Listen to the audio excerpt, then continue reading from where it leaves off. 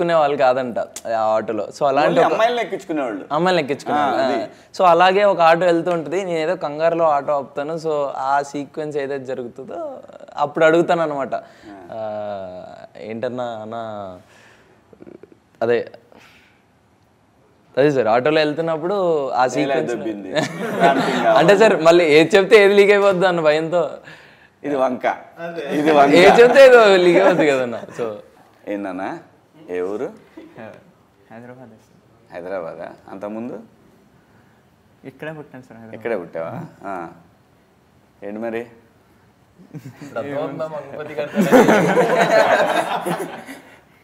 ఏం పేరు?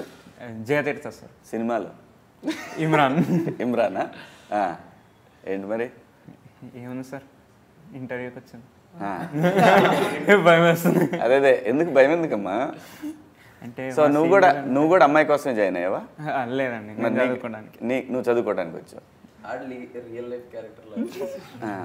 అంటే మరీ రియల్ లైఫ్ కాదు కానీ నార్మల్. ఏంటి నీ క్యారెక్టర్ ఏంటి సినిమాలో?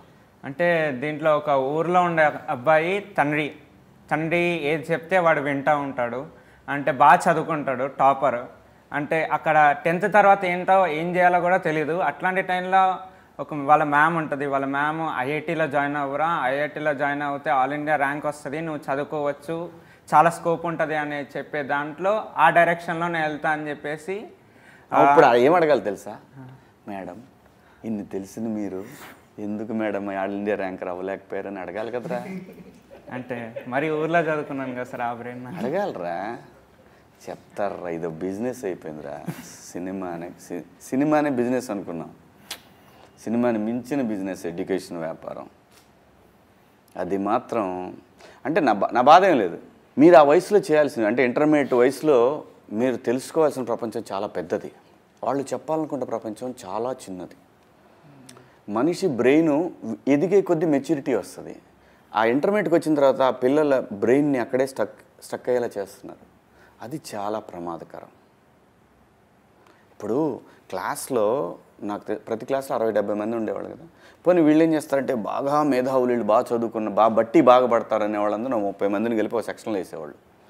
ఈ 30 మంది తెలివితేటలు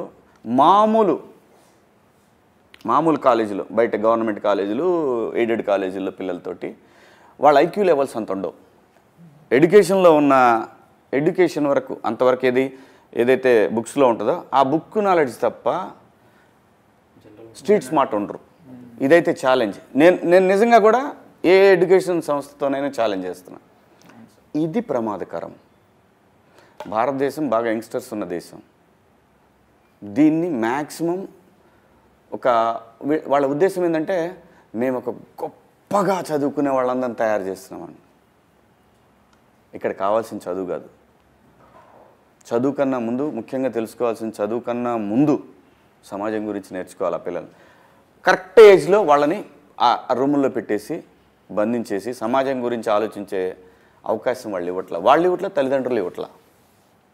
ఇది అత్యంత ప్రమాదకరం.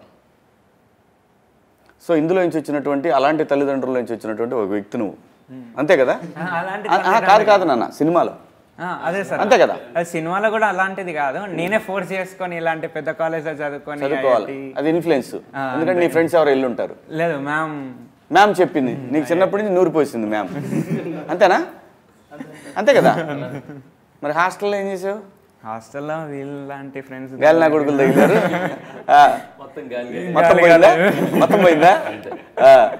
మీరు అన్నట్టు నిజంగా అది ఏదైతే మీరు అన్నారు కదా సార్ ఇందాక, అంటే ఇప్పుడు ఎయిర్లో కూడా అలాంటి ఒక ఇది చూపిస్తాం సార్. అంటే బాగా చదివే వాళ్ళని ఒక సర్టన్ సైడ్లో చూపిస్తారు, బాగా చదవని వాళ్ళని ఒక సైడ్లో పెడతారు కదా సార్. సో వాళ్ళకి ఎలాంటి